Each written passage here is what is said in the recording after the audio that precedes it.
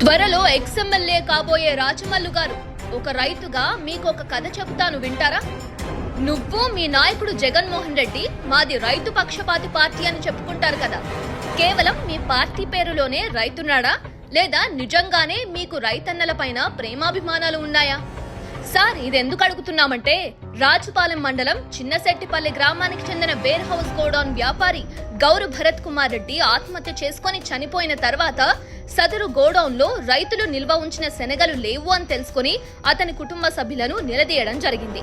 Godown యజమాని చనిపోయిన బాధలో ఉండి కూడా వారి కుటుంబ సభ్యులు బాధిత రైతులకు న్యాయం చేయాలని సదుద్దేశంతో 6 కోట్ల విలువ చేసే వారి ఆస్తిని అమ్మి ఆ రైతులకు న్యాయం చేయాలనుకున్నారు.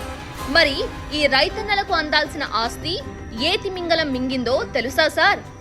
ఆ రైతుల ఉసురు తగిలి తాజా మాజీ కాబోతున్న ఆ తిమింగలానికి ఈసారి ఓటు అనే ఆయుధంతో రాజుపాలెం మరియు ప్రొద్దుటూరు రైతులు గట్టిగా బుద్ధి చెప్పబోతున్నారు.